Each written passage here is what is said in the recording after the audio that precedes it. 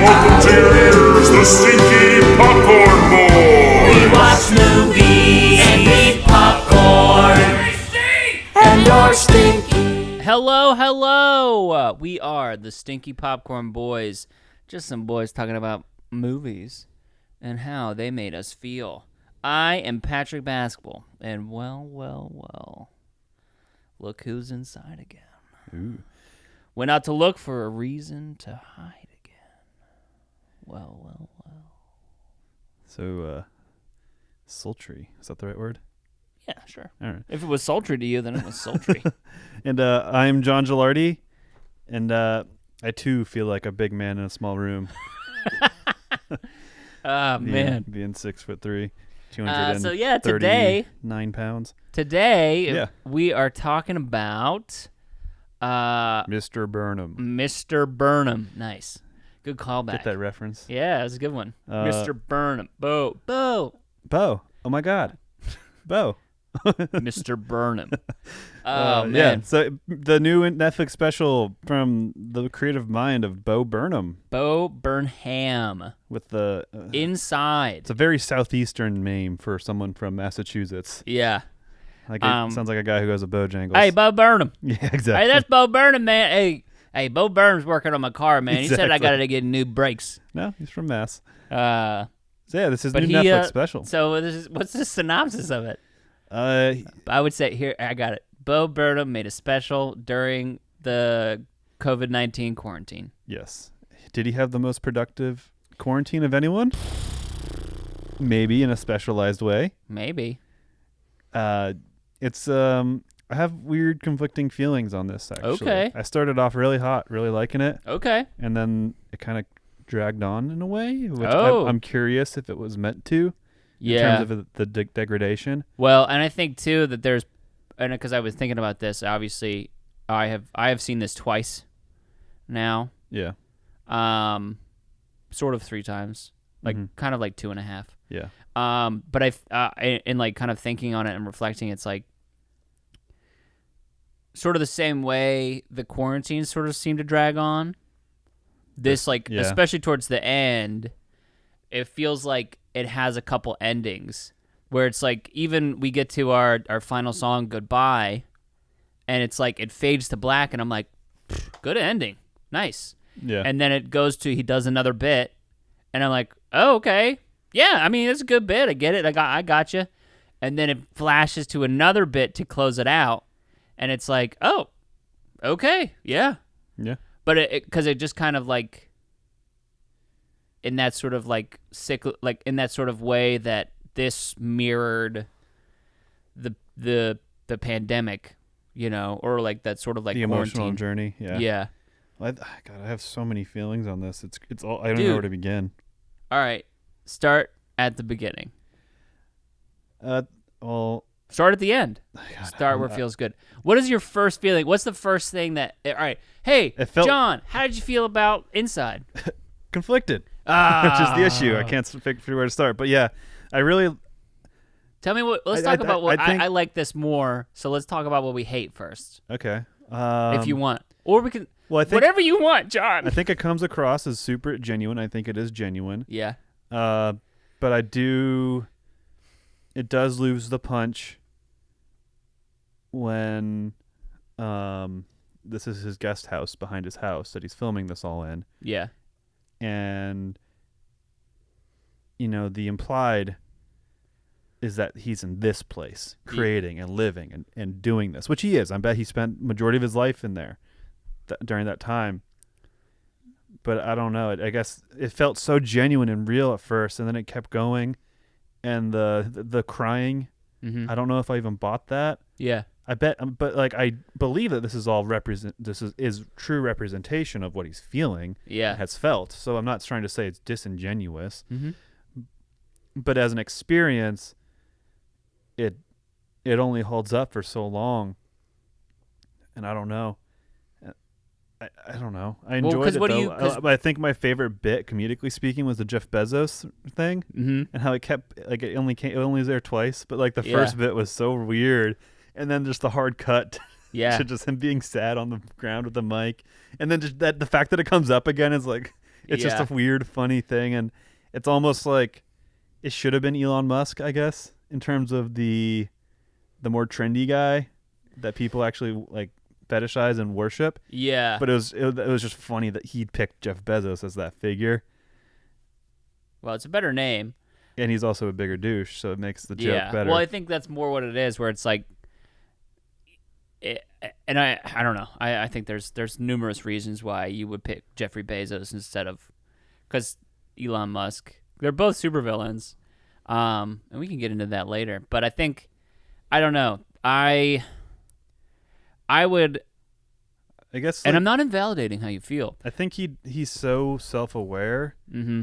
and self-deprecating with his jokes that if that was missing, like it was fully never acknowledged.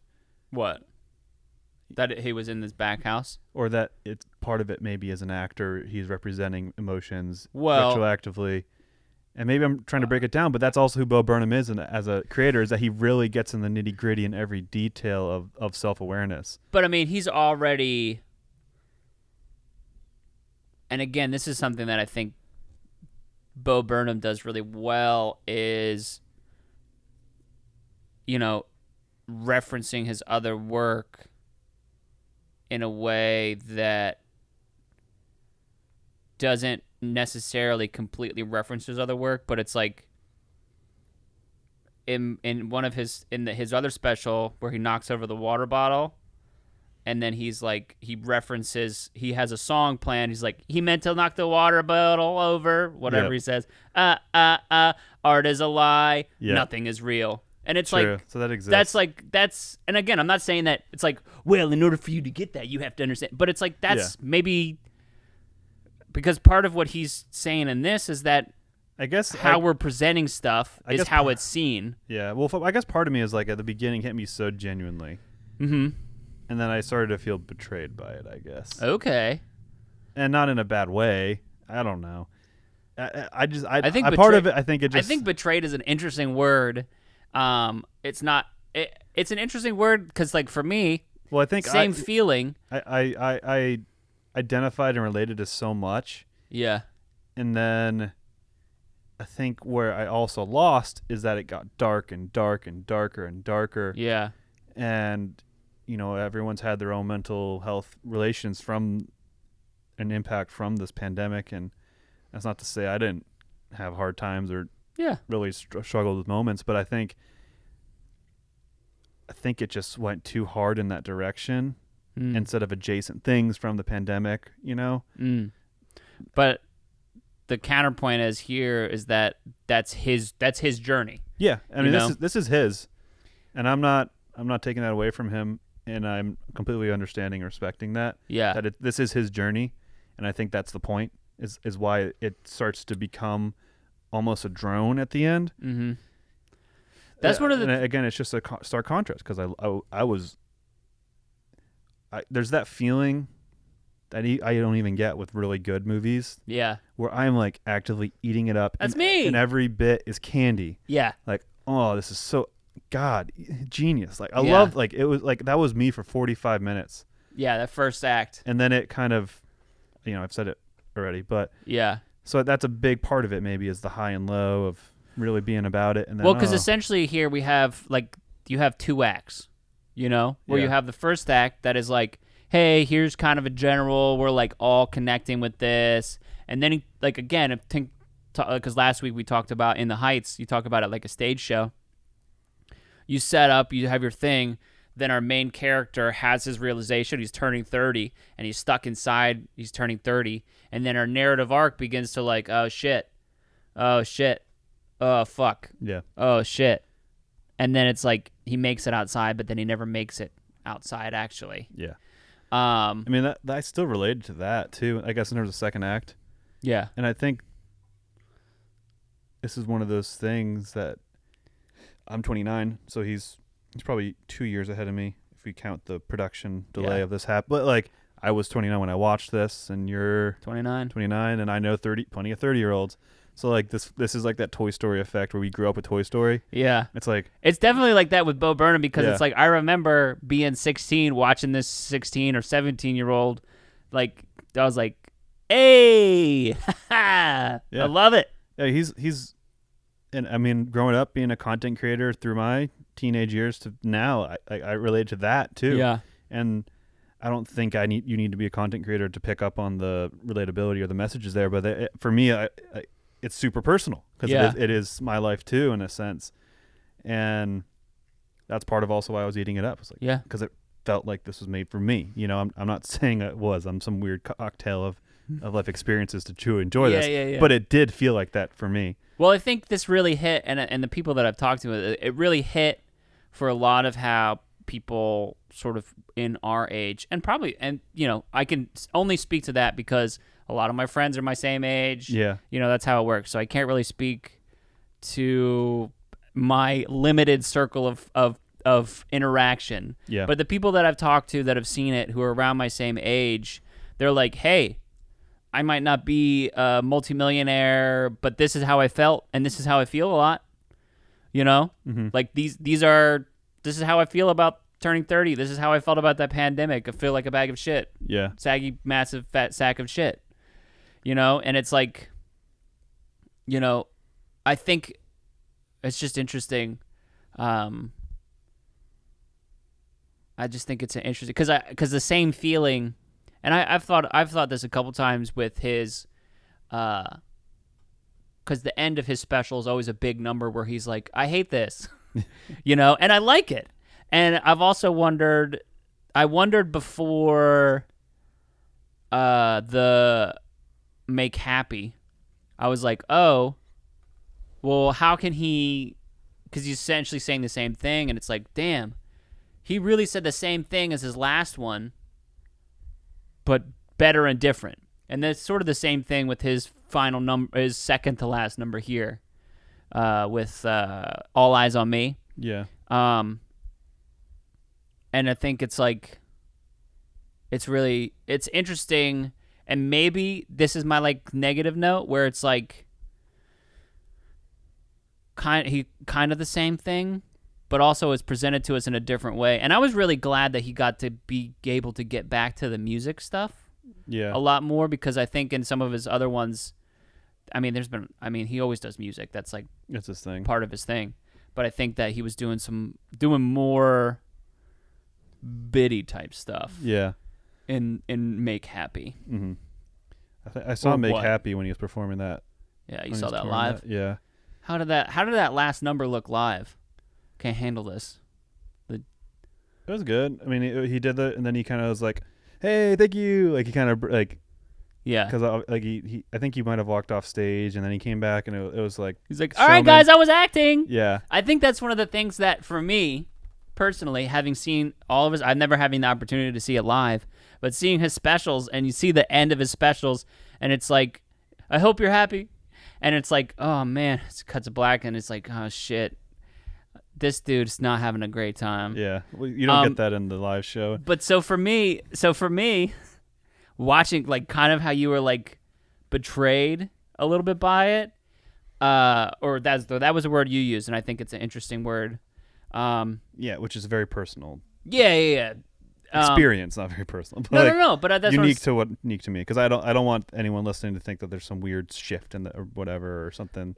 I know. Well, I just think, because again, it was relieving to me to have that be exposed as art, because I was like, oh, this is again, he's not my friend, but oh, this is my friend. That's right. He's a very skilled actor and performer, and that sort of, I don't know. I was just like drinking the Kool-Aid, I guess, because like I know that he's a performer, that he's manufacturing these cuts and stuff. Like, there's still genuine truth in it, but like, I was in the illusion. Yeah. And then when the illusion started breaking, I looked it up and I was like, oh, this is a guest house. I was like, I'm an idiot. Like, oh yeah. See, I was like, I was like, oh, I bet you this is his guest house. Yeah. That was. Well, my first and I'm not thoughts saying were that to like be like, oh, you are an idiot. Yeah. I thought that immediately, like, but it's like, for me, again, just different experiences of the same thing, where it's like, to me, it was like, I was like, man, I really fucking hope that he is not staying in there. Like, when he like put the thing and put the spotlight, but he was going to bed, I was like, I really hope he's not staying in there and like doing this. I hope that he has a place separate from this. Yeah, well, that's a part. Maybe that's what made me feel so depressed, and like he kept getting darker and darker with it. And I was like, man, go outside. Yeah. You're rich. What is going on? I know not the money buys happiness, but I was like, this is so small. Like I looked it up. Like, is he like in Cape Cod? Like, why is this house so small? Like, how does it have no neighbors? Why is the door so small? Yeah. He is 6'7" or something like that. Jeez. He's playing, he's playing Larry Bird. Oh yeah, I heard about that. In Adam McKay's Showtime Lakers miniseries. That'll be fun. Yeah. Or someone else. There's someone else who's really like funny who's playing Bill Walton. That I'm like, huh. I see it. Weird. I can't remember who it is though, and I'm not gonna look it up right now. But yeah, I just think that it's just so, because this is such a it's such a personal. It's a personal experience both for us, like watching Bo Burnham, and then how it hits us. Yeah. So it's just, I don't know. It's just interesting. I don't really have anything like more to say on that. Well, regardless of how I feel about it, and no matter how much of a facade or the act or the performance, which excites me, you can't get that nothing changes the fact that this was a one-man show, and the production and the creativity around the set pieces and how much lighting. The lighting and how much he made this one room interesting. Yeah, is undoubtedly a feat, and it's amazing. The light, the whole way through. The technical aspects of it are amazing. Yeah. And I think it's really interesting and cool that he was able to go back to music and like be able to like produce it and like do all this stuff where it's like there's such a level of just completeness. I don't know, man. I really like it. I guess absoluteness. Yeah. But it's like all the technical aspects are like so good, and like him editing it, him shooting it, like the way that he set up his shots. Well, it's just creativity. I mean, it's that idea of limitation. He's in a room. He's got lighting. He's got a projector. He can arts and crafts some stuff up. Yeah. But like, it's pure creation and creativity, and I think that's a huge sell on it and a huge reason you can enjoy it. And I think that's also the stark contrast is like you're appreciating the one-man showmanship. Yeah. But then you're also feeling guilty, or you're feeling weird about how dark he's going or how sad he is that this project's making him. Yeah. In tandem with the pandemic. So I don't know. And it's funny he never actually mentions the pandemic. He never mentions why he's in there really. Yeah. I might be missing something again, but I don't think he's ever like, hey, I'm gonna do this special. He doesn't address a lot of things specifically.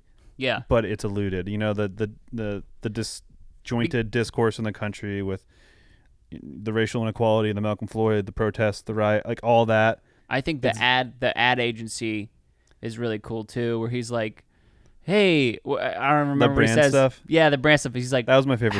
How does Bagel Bites save the world or whatever the fuck he says? Well, it's an interesting thing because by also getting brand awareness, by getting more brand awareness. Well, that's something I've personally, again, on this other level, because the jokes are so good, I get it. I agree. But on the flip side, we have Pride merch this month. Yeah. And for some reason, this is the year that Pride is getting shit on by almost everyone because of corporate pride greed. Yeah. And all this and that. And I get it. Because that 100% what he's saying this, why does Bagel Bites have to have a stance on pride or whatever? Or being on the right side of history is why you do it or whatever. And it was like, I don't know. And we do it because it all goes to charity and it supports people who are struggling with mental illness due to the pressures or being... The Trevor Project. Yeah. It all goes to the Trevor Project, suicide prevention for people struggling. And that's why we do it. And then for those people to have the shirt, whoever wants the shirt, because it's a band, essentially, JT Music, and it can show who they are and who they like. I don't know. And it goes all to charity. So it was a weird thing that it brought up, that kind of being on the end of that in a weird way. You are one of the brands a little bit. Yeah, but we're also not Bagel Bites trying to virtue signal. So it was a weird thing, and it, I guess more or less corresponded with the corporate Yeah. pride hate, I guess, that I saw this year personally with the I brand. don't know and why, doing but it does. And then he did the bit on it. I was like, oh, okay. I don't know. I'm too close in this to have a real opinion, but it does feel different. Like, my opinion is invalid because I am so close to it. Mm-hmm. I'm still going to say it because this is the podcast right now, but it feels different, like you having Pride merch or JT Music having Pride merch, because it's like, hey, this is our, like, we're little, and this is our, like, kind of opportunity to be like, hey, guys, we're allies with this, and we want to do what we can to help out in our own little way, I guess. Yeah. Which is, maybe you could take it broader, but it feels like there's something a little bit more insidious that's like, hey, we're capitalizing on this. Yeah. There's people who do it and they keep the money, or keep half the money and keep 20, 80. I don't know. Yeah. And I could never do that. So I mean, that's a big part. And, you know, despite saying and 100% goes to profits, people are still in there calling you greedy and being opportunistic and hopping on the bandwagon. Someone's like, well, you could donate any time of the year. Why are you doing it in June? It's like, God, the optics, the chance to have a bigger reach. People are looking for it. Yeah. I don't know, like, because we're maybe doing other things. And this is a whole different thing, but I know.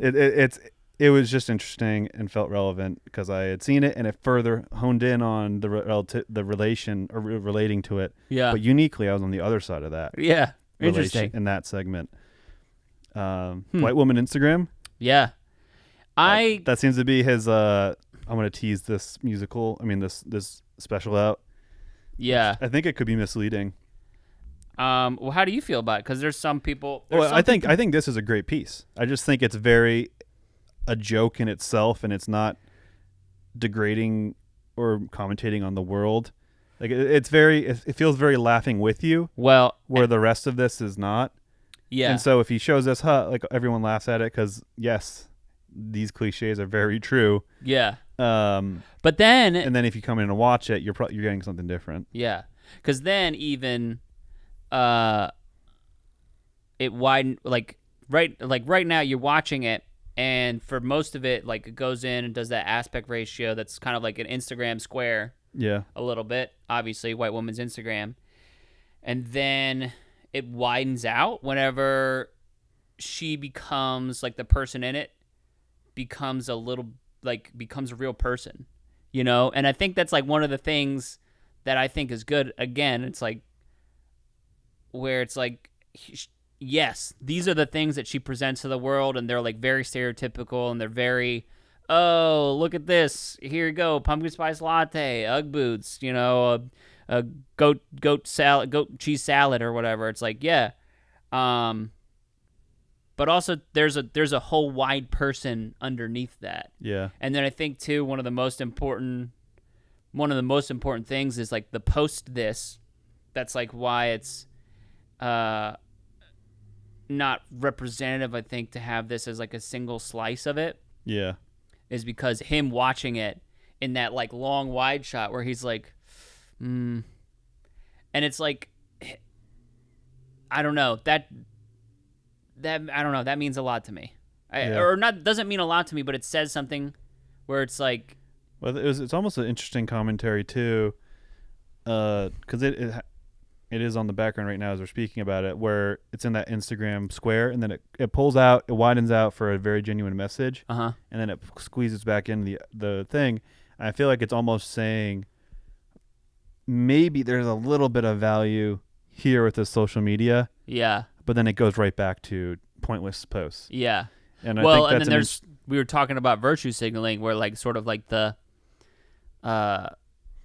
like derivative political street art, where it's like, I have to say this because everybody else is saying it. Yeah. Kind of going back to whenever we related, because anyone shut the fuck up about anything at any given moment. One of my favorite parts. I love it. And I heard some people complain because he's too, like, left leaning or whatever. And I was like, I don't think he's obviously, I could probably guess where he votes and stuff like that. Yeah. But that, like, he overall, like, he's definitely just a frustrated person. I mean, first and foremost in this world where everything is fucking annoying and stupid right now. Yeah. I just interpreted him as a frustrated person, and I think that kind of was it perfectly. Yeah. And I think that hit my emotions. That hit my, like, yeah, dude, I agree. Like, it's do we need it? Like, can everyone just shut the fuck up for Yeah. 1 second? Yeah. Well, and it also, it's like, I don't know. I mean, it's just it's like having an opinion on everything. Mm-hmm. It's like, I am not. Well, it ties to the brand thing pretty. Yeah. Pretty. But it's I'm not intelligent and or informed enough. Like, you know, I could say any number of like things that I don't really understand. Like talking about anything that's going on in the West Bank, I don't fucking really understand the historical implications of what's happened. Most people don't, and and it's like that for me to then like, please tell me about it. But for not me enough to be people want to know, and they use the display of their caringness or having opinion or as social currency for some reason. It's like, it doesn't mean anything. I don't give a shit what you think on that. I don't give a shit if you're on the right or wrong side of history, unless you're like a blatant racist or bigot or whatever. Yeah. But like, I just really don't give a shit. I don't need to know that. And that's how I kind of feel. And this is, I don't know how necessary this is, but that's kind of how I feel about religion, just in general. It's like, I just don't care. Like, Yeah.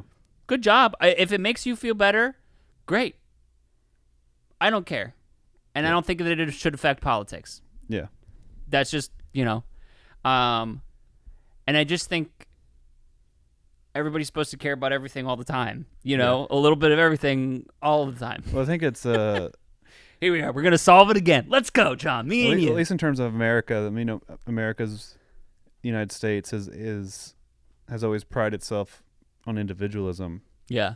And then you have individualism with a platform to share, and that scratches an itch of attention and all that. So it's this weird thing, but then also a lot of people are valuing the social currency of individualism, so they're chasing what other people are doing to get that attention that makes them feel better, but it's all nothing because they're not actually pursuing anything that makes them an individual. That's how you have girls thinking that liking The Office is a personality trait. Yeah. Because on Tinder, when I was on Tinder, every girl loved The Office, and it's a tired meme at this point. But there's something there where it's just like, I don't. It's like it's a weird thing where America's such an individualistic country, but at the same time we're not, because we're all chasing that attention, that social currency of social media.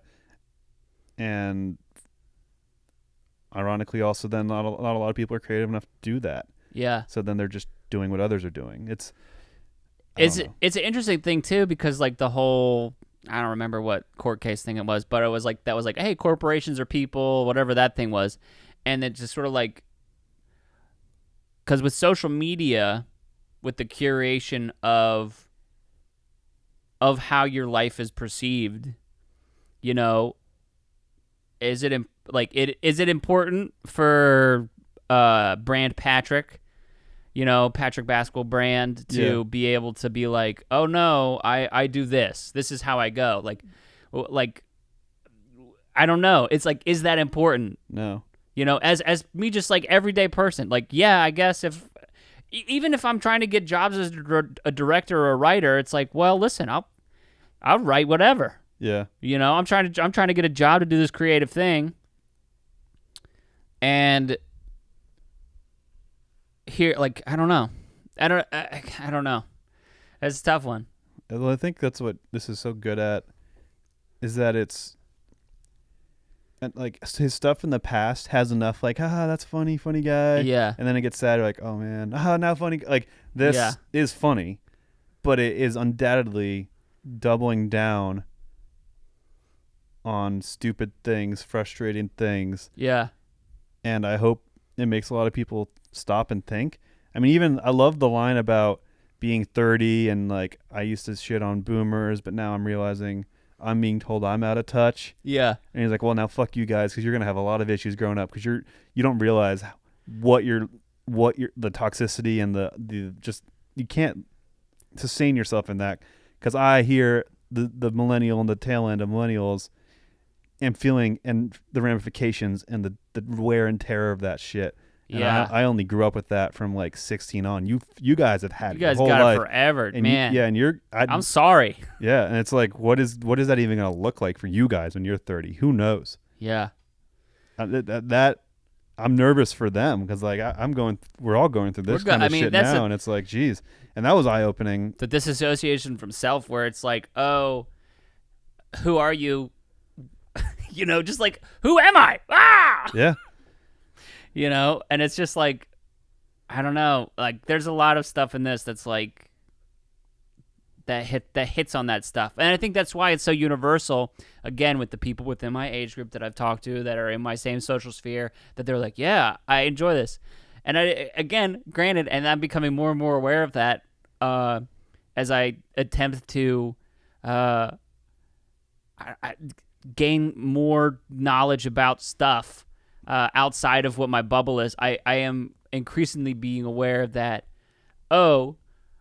the people who are in my like actual physical bubble that I get information of and like share life experiences with, it is a bubble. It is like a very different experience than the people that I know in high school that are now IT professionals, or the people who are nurses, or nope, family that doesn't work for me. I only have the one brother and my sister. No, I mean just like peers or people you went to high school your age who have families. Oh yeah. Like same thing. Yeah. But it's just interesting where it's like the stuff is so universal, but and yet so specific to Bo Burnham. Do you think he's in LA, so there's that. Do you think he really just stayed in his house for 12 months? Yes, I do believe that. I would say that he would stay there. If not, at least for this project. But yeah, I don't know. I mean, after a certain point, I just started living my life safely with the mask and stuff, as did a lot of people. We did projects, you wear your mask, travel, wear your mask. I don't know, like, have your opinion on that or not, but I'm glad I did. Well, because I see a representation of someone who and there's tons of creators in LA who stayed inside for months, and their apartment's similar to this size. Well, we're also in not a big city, and we're also in North Carolina, which I think had very different rules. Yeah, and from when I was out west, it was very different. Yeah. Granted, they have robots who will deliver stuff to you. Yeah. Man. But yeah, it's I mean, I'm just glad I watching this, and again seeing the people who in California to hang out. Yeah. I would have maybe felt like this. Maybe Yeah. that's where the disconnect is, because like it gets to a certain point where it stops being relatable for me, and there is a lack of optimism, and they're like, yeah, you know what?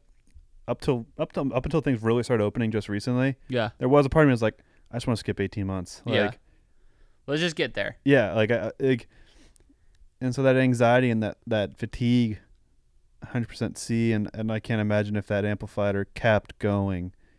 Say if you're stuck in California or I mean, I guess California. Yeah. I mean, I think the rest of the country was pretty lukewarm. Even New York City started opening up way earlier. And they got it the hardest. Yeah. But then they started figuring it out. I don't know. But that's a huge theme is mental health fatigue, and just like, yeah. On maybe someone who was already particularly, I think we're all pretty fragile in our own ways, but he's established that he's particularly like, yeah, wobbly or whatever. I don't know how to phrase it. And then you throw this pretty shitty variable here, where he's creatively taxing himself every day, and he's just stuck inside. For good and bad, because I would say too, as like a creative person, that's one of the things where it's like, I have nothing to move forward on. There's nothing. When is the end of this? What does it mean? And then at least he is like, okay, Netflix is going to buy this, because I think he has a contract with Netflix for his comedy specials or something like that. Yeah. And it's like, all right, I can work on this, and this will be something that I can work on, and it'll be new, and it'll be fun, and it'll be just for me, and I can work on it, and I know that there's someone who's going to buy it, in some ways. Well, I wonder, So it's like in that way where it's like, all right, here's a creative out where I can put my energy into this. But then it's like, there's only so long I can keep turning on this wheel. I keep running on this treadmill. I always have a problem with that. Treadmill. I don't know. Probably because you're picturing the EA Treadmill. in tread, and then you want to say meal. Yeah. Whatever. Well, I wonder how much this is his mental state, because there is a little bit of it with him laughing at himself being an idiot. Yeah. But largely, it almost feels. I don't know how to word this, but it there's people who could look at this unhealthily and identify with it unhealthily and see it as a glorification of their where they are personally. Yeah. Or as an unhealthy justification of where they are or whatever. And so the lack of coming back around, it didn't have to happen. It's his creative work. Mm-hmm. And I think he did do it, but it's very subtle. Like I just, I don't know.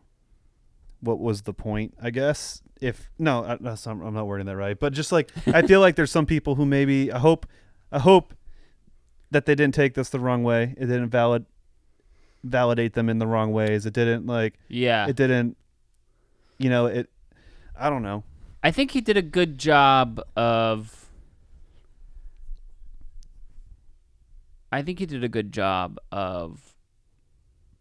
providing help, and being like, in a very like sort of casual way when he's, possibly talking himself off the ledge, and he shows that clip of it's like, but then there's the other aspect of it where it's like, all right, he set up the camera, he set up the projector to film him thinking about it, so that there's that like that where it's like, it's very much a reflection of what you put into it. Yeah. I don't know. It's an interesting thing. The difference, it's just an interesting thing. Like the different perspectives, and then also like the sort of like the many layers that you could go down of like, well, and I think the answer is like, yes, this is a representation of how he felt, and the expression of it is an act, but this is a real, and this is him again in a lot of ways, not necessarily closing the door, but acknowledging and trying to work through it rather than playing upon those like actions, or like not playing upon those like feelings actively, because again, that's everything is very performative, where it's like he set up all this stuff, he got sweaty, he grew this beard, albeit probably didn't take much effort to grow a beard, but it's just like he recorded these songs, he did all this stuff. He wasn't actively while filming it or performing it probably in the midst of a mental breakdown. Yeah. Even if the lead up to it and like during the writing and stuff of it, that he had them. Yeah. Or not necessarily breakdown, but like, that was me. Yeah. Being like, where it's like you sort of have that like, I mean, the creative, just the general energy to do a lot of the stuff. I don't know how to word it. I guess like obviously some of it is an act because the effort here is insane, and if you potentially were that depressed or having huge mental hurdles and issues, I don't think you'd have a hard time putting the energy forth to doing that. Yeah. I mean, maybe that's how he ticks. I don't know. I mean, everyone's different, but yeah. I mean, it's an interesting kind of like rabbit hole to go down, where it's like, is it real? How much of it is real? None of it's real. All of it's real. Yeah. Some of it was real, and then he wrote it, and then it became performance. And it's like there's all various different like rabbit holes where you could go down and try and find the permutations. And I guess I just wonder, it's like, well, why does that matter? Yeah. I want to watch this more. Yeah. I think. So we're going to take a break and watch it again. But I think it'll be an interesting and important one to watch because I think it is a very good snapshot in a time. Yeah. Of my life. Yeah. Being a similar age person as him, and then also just for everyone in the United States who then went through this quarantine and the indirect toll or the tolls of it, and he's vague enough throughout it too that it makes that relatable. I think. Yeah. It's indirectly direct. Yeah. Specifically unspecific. Yeah. I think I think the indirect apology song about his stuff he wrote when he was younger. Yeah. Is interesting because we touched on that about comedy in our Mitchells vs. Machines episode. Yeah. And there's like a guilt he has, and it's almost like he's apologizing. He's even apologizing for dressing up like Aladdin. Yeah. And he didn't darken his skin or anything like blackface. Like he just wore it, and he's like, it still feels weird. Yeah. And it's an interesting. But I think thing to do is to kind of to apologize or to acknowledge your uneasiness or how you feel uncomfortable with it. But then he's also making fun of him doing that by putting himself. Yeah, he's making fun of himself feeling guilty. Yeah, where he's like, "Oh, I'm crucifying myself, so you guys don't have to." Yeah, So maybe he's protecting himself or whatever. I don't know. I don't know. It's great stuff because again, you could go down those I don't know. It's just it's so fun. He's so funny. He is a funny man. Let me ask you, because this is something that's interesting and I think it's really funny. And it's a YouTube thing, but the reaction video. Oh, the reaction bit and the streamer bit. Oh, so fucking good. So good. And that even goes to another thing of the conformity individualism too, is how everyone just fucking steps in line and does it the same way. Yeah. And so, I think that's a low-key theme here is conformism and individuality in this time that you're isolated too at the same time. Yeah. We're We're all isolated together doing the same thing. Yeah. Trying to be the same person or same idea of a person. Yeah. But I mean, I guess a question that I have is like, why? Why reaction videos? Why do they exist? I don't the answer is personalities. Uh-huh. And then you like someone and you want to know what they think about it. Yeah. So obviously you have to build an audience that cares about what you think. Yeah. And that's the why. Yeah. No, I think it's stupid being on the other end of it. And I also have a bunch of peers and friends who have done them. Yeah. I've done forms of reaction videos, but I've done them in a more commentary breakdown way. Yeah. Which he then makes fun of in a sense when he's breaking down himself breaking down. Yeah. Well, and because I think there's like a level where it feels like some people do reaction videos of a popular song or a popular video in order to try and capitalize on its popularityness. Oh yeah, I mean that's why so many people spring them up. Yeah, it's I wouldn't say it's easy because it's the way some people do this is really unsustainable and crazy. But they also upload 12 videos a day because all they need to do is watch a video. Yeah, 12 times a day. But it's like the couple of because that's not sustaining. That's not fulfilling creatively.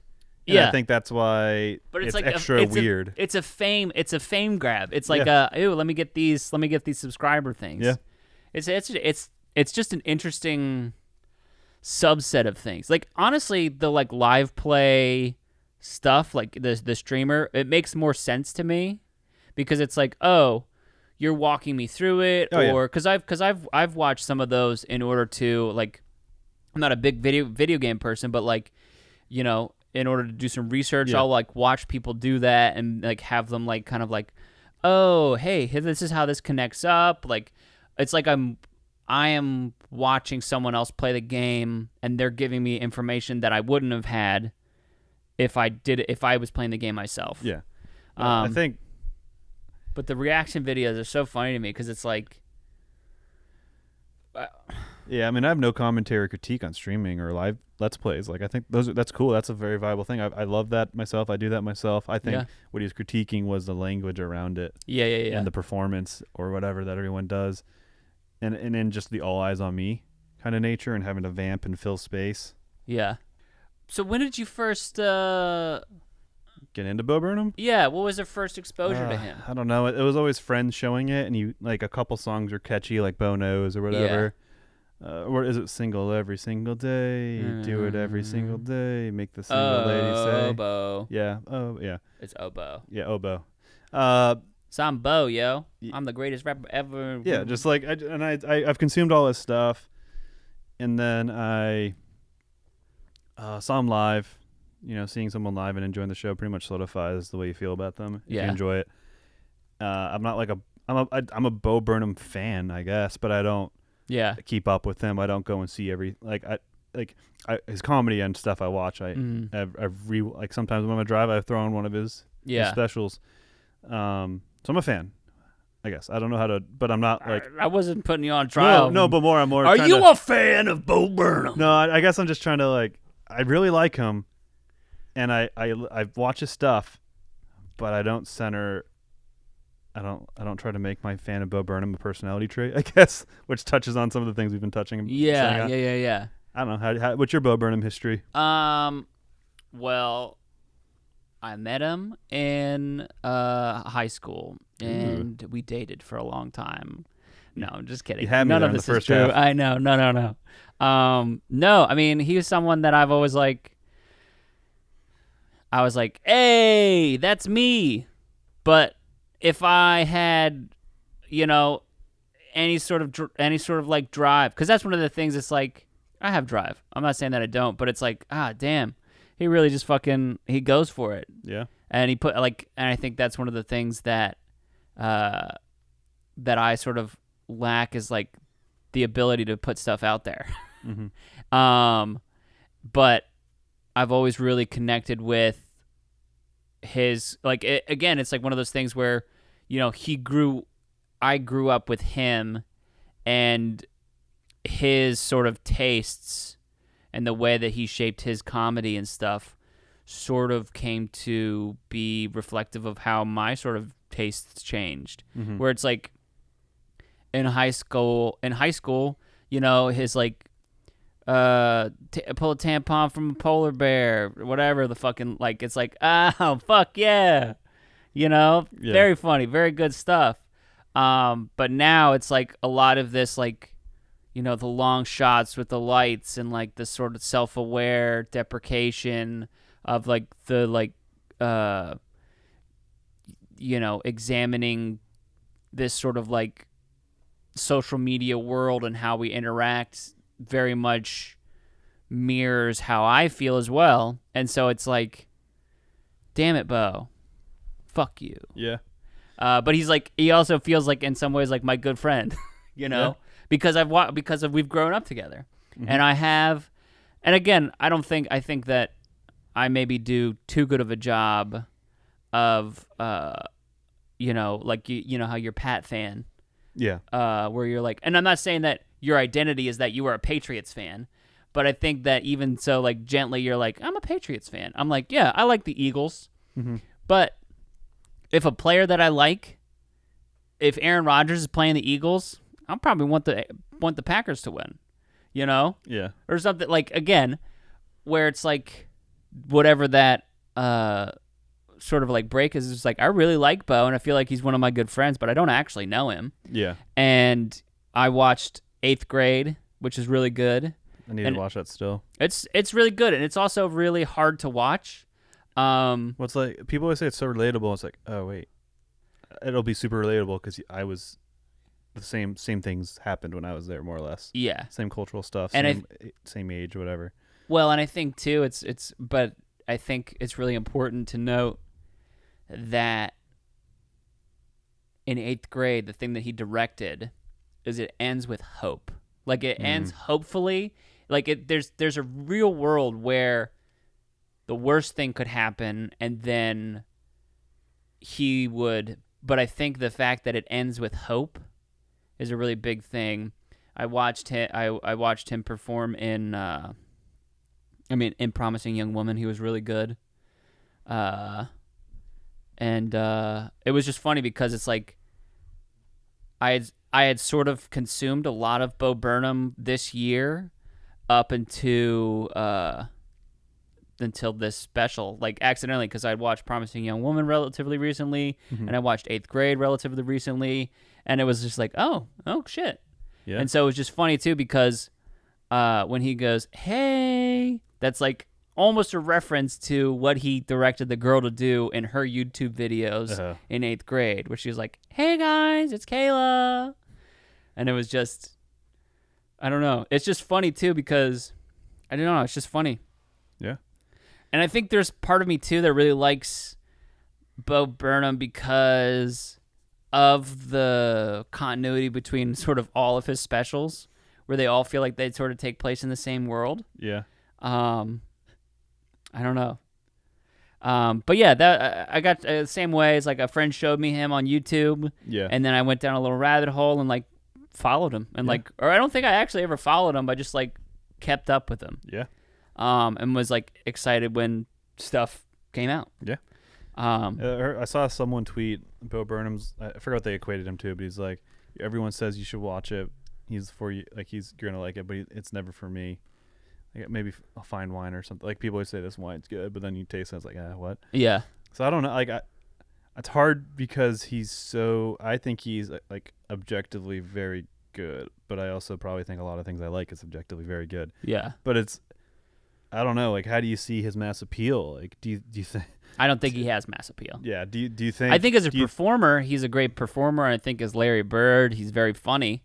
Yeah. And I think like, I don't know. Like, do you think someone not finding him funny is because he's niche and his angle's very weird, or you think it's they don't get it? Do you think it's they're not that point in their life? It's like maybe it's a sweet spot of age. I mean, I think there's a very real possibility that the generation under us maybe won't like him. But I think too, he's ADHD enough where it like pops around and like gives us enough different looks, and is interesting enough to look at, that possibly, that he connects with that. I mean, I don't know if Bo Burnham has mass appeal in the way that, a traditional stand-up like John Mulaney, or Kevin Hart, or, anything like that would have. Because it's so specific. There's a lot of musical elements to it. There's a lot of theatricality. It's not necessarily like, hey, here's a funny joke. Yeah. Like, does everybody like Kyle Mooney? Does everybody like Eric Andre? No. And I think that this isn't a similar class where it's like, it's almost comedy for comedians or people who create. Yeah. I mean, I agree, and I think that, but I also know plenty of people who do like him. Yeah. I'm not trying to cut them out. No, but join the party. I think if let's all get depressed. I guess rather if you're a comedian, creative, even like some form of an entrepreneur, even, I think there's a higher likeliness to like him particularly and his stuff. Yeah. Because it pulls from that stuff of being a self-starter, a creative, trying to make sense of the world, trying to do something that has no actual value in the real world, but also does have a lot of value to people's lives and happiness. Yeah. And that's literally what the opening song is about, more or less. Yeah. And he's touched on that many times in his other songs. Yeah. And so that's something that's super relatable for creatives, and even again entrepreneurs. Like, I got a yarn company. Am I doing anything? I don't know. You know what I mean? Yeah. So I hear you. And I'm not trying to limit it. I think that just to answer your question though is like I don't think it is mass appeal. I don't think he has mass appeal. I think he has like artist appeal, and I'm not trying to cut anybody out. Listen. Well, sorry. Why I brought up not a retort to you, but it's like it's a good retort. Then what brings those people to him? And I think it's just generally they like the commentary and the pessimist, a degree of the pessimism and the critique and self-deprecation or the critique of others being idiots, Yeah. frankly. And I think there's no objective right of someone, but there is a lot of people who do feel like they're surrounded by dumb people. Yeah. And I think there's parts of this that do talk into that. Rightly or wrongly. Yeah. Everyone's going through their own journey, guys. Yeah. Yeah, I don't know, but I think that he's not a mass appeal person. No. I think that he has a broad appeal because of the specificity / broad, like the weird angle that he has where he's like, all right, here's the Welcome to the Internet song that is not about Bo Burnham. Mm-hmm. And then here's the goodbye song that ties in, like the song at the end that like ties in all the stuff. Yeah. All of the various themes that he has and like flips them and stuff. And that's like kind of specifically Bo Burnham. Mm-hmm. And I think the like middle ground that he walks there of having the Jeffrey Bezoses and having the white woman Instagram, and then also having the I feel like shit, yeah, feeling like a sack, which is also again personal to Bo Burnham, but also broad enough, yeah, that everyone's like, you know what? Sometimes I did feel like a saggy, massive bag of shit. Well, I think something that I kept thinking of, like with particularly just those relatable mainstream things, is like, Trevor Wallace. Yeah, like his main thing is he's funny, but he always hits those mass appeal things, or like that one guy in college everyone knows, that one guy everyone knows, and here you have Bo Burnham. I would argue intrinsically just more creative due to his musical talents. Sorry, Trevor. Yeah, but like has all the same tool sets I'd say that something like him has. Yeah, and he doesn't have to use them because he has them, but like he could do that. Yeah, he could particularly blow up and grow and use just his general talent and comedy with things like white women Instagram. Yeah, or things of that nature. So I mean, it is the thing that takes him to the echelon above. Yeah, I think like so for sure. Turleys or whatever, compared to them. Yeah. And there's nothing wrong with them. I mean, they're super talented. I think it's really fun, and they do a great job with what they do too. I get recommended Trevor Wallace videos all the time, and I watch them all. Yeah, they tickle my funny bone. I don't. Yeah. Like I like them a lot. Yeah. It just it kind of made me watching this. I was like, oh, I mean, Bo Burnham could like it's just like the classical kind of old world thing compared to the new world. Yeah. Of content creation, and he straddles it. And he straddles it mostly because he understands both sides of it. Yeah. And I think he has a vast understanding of content creation and the machine. Because he was a little there. YouTube boy. Yeah. He started there. And then he's also kind of worked in the traditional sense, with comedy specials and transitioning to live shows and touring. And then a feature film he made and has acted in other ones. Mm-hmm. So he understands both sides of it. So I think it's really cool to see this high production kind of thing where it's like kind of a little bit of the best of both worlds of that, where it's like the high production, but also like, hey, here's a little personal content creation thing for you, but done the best that it possibly could be. Yeah. I mean, again, maybe that, I don't know, that's me just watching this and recency bias or whatever, but it's like, that's like that setup that he has with his lights, with all of his stuff, he makes the most out of so little. It's so good. It's so fucking good. And the small door, I Yeah. love how it's only joked about once. Yeah. It's just Is he a big guy, or is this a small room? It's a blink if you miss it too kind of thing. I love that because I don't know what humor that is, but I love that kind of shit. Yeah. That like a very Norwegian kind of It's based just humor. like, I don't know. It's like referential irreverence, or I don't fucking. Yeah. I don't know. I'm not a namer. I have a name, but I don't name. Um, I don't know what. I love it. Did you have any? What were your favorite songs? You already said the Bezoses. I think those are strong choices. I like the opening song. Yeah. Because it just felt so interesting, I guess. Because I don't know. Look at us. Every time we have to we're just white dudes. I don't know. Yeah. And it just felt like it just felt funny to laugh at it. Yeah. And also just the clever wordplay and things he has to say. You did it. You did make me content. Thanks, Daddy. Yeah. Yeah, that. So it's just like I think I really like that. Not because like, oh, I'm a white guy, I finally feel represented. Like, no, it just felt so funny because we are constantly like, I don't know. Like, you're talking about the second song? No, the comedy or Daddy made you some content. No, the one where he's comedy. Probably. Yeah. I think we were on the same page. We were on the same page. Sorry. I thought that was funny. It is funny. It's good.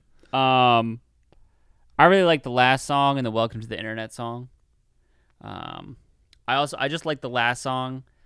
I think by itself it's probably maybe the least but because it is like, hey, here's a culmination of all the bits and pieces that we had throughout, and I always just really like that whenever it comes back through. Mm-hmm. The Welcome to the Internet is fucking great.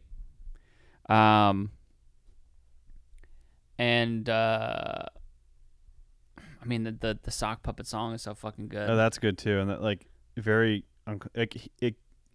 he made it uncomfortable so good, so well, so fast. Well, there's so many fucking different layers on it too. Yeah, like that song where it's like, hey, here's how we're presenting this, and also I have a puppet, and it's just simplest, most basic puppet. Yeah, and it's just so many fucking good layers on it. It's obviously a very heavy-handed commentary, but he makes his points so heavy and so fast. But he also, it also doesn't feel like it keeps going, or he's preaching or pandering or what? Not pandering, but preaching, I guess, or politicking. Yeah. Sermonizing. Yeah, he makes his point and he gets out. Yeah, and I think that makes it more poignant, even if you agree or disagree or whatever it is. I don't know, but I think it's more effective than focusing on it. Or if he has a song where the overarching thing is social media is bad, he hits on it in many different ways, quick and fast. Yeah. Instead of this one point and making that his thesis, he kind of just hits every different bullet, really. Yeah. And it makes it, and it's just in terms of a song, it makes you pay attention to the lyrics because it's a treat. You're getting oh, that's full. Yeah, that's good. Oh, wow. Yeah. That's clever. So I don't know. And then he makes you, I mean, I don't know. I really like that song because it's just the come out of it where he's talking shit to the puppet, and the puppet's you don't why are you gotta make it about yourself? And he's I'm trying to be a better person or whatever. And he's I'll fucking I'll kill you. I'll take you off of this hand. I'll put you back in that liminal space between consciousness and reality, constant state of sleep paralysis. Yeah. And it's and that's how the world works. Yep. I don't know. It's good. Highly recommend. What'd you give it? I don't know. I guess I'll give it 5. Yeah, I gave it 3.5 out of 5. I could see it going up on a second viewing. Listen, man, you can take it down, dude. No, I mean, I fucking hate you, Bo. I already thought about rewatching it, so I think it will change. I've been thinking about it. Yeah. This conversation's kept my thinking going and brought up new ideas. I think it's we could do a reaction. We'll do a reaction video to the whole thing. I hope this gets people thinking. I hope it gets people talking. I imagine that's somewhat of his goal. It honestly inspired me, partly out of damn, dude, you really fucking did some stuff. Yeah. But also because it's just all right, okay. I did his varying level of dress and not giving a shit as it went on, and then in the end he just ends up being naked. Yeah. But that helped sell its genuineness, I think. Yeah. A lot was his just not giving a shit and wearing a boxers or just wearing the same boxers and tee sometimes throughout. Yeah. But yeah, we haven't watched anything in between now and then because we watched episode 61 and 2 back to back. So we don't have nothing to update you guys there. Well, I watched Alien Covenant. Oh, right. You saved it. I did save it. I did it on purpose. I did a sneaky on you. Well, guess what? I lied. I was doing some art so that I would have something. Yeah. It's all a facade, or it's all an illusion. And I did watch Loki first episode. Okay, I watched the first episode of Loki too. But I'm sure we'll circle on that once it's all watched. I think gotta hit those sweet Marvel things. Oh yeah. But I watched Alien Covenant and I watched Alien 2, and Prometheus doesn't even take place on the same planet that Alien does. I realized that after rewatching Alien, I was like, wait a second.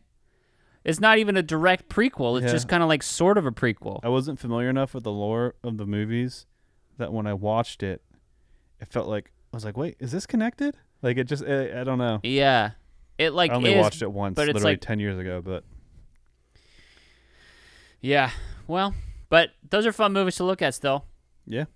Well, you guys know where to find us. Yeah. Hit us up at Stinky Podcast and kisses, or send us kisses. I'm not asking for kisses. This is not, no, I'm on the kisses thing too much. John, save me. Yeah, thank you guys for watching. I said that twice too many times. Right off the bat here. Like and subscribe. Review us on iTunes. That's a huge, that's a huge big currency on that world. So any review there is huge. Make sure you post a reaction video of you watching or listening to this. Of listening to this podcast and watching Bo Burnham in real time. At the same time. And as they say in Bo Burnham's guest house. Well, look who's outside again.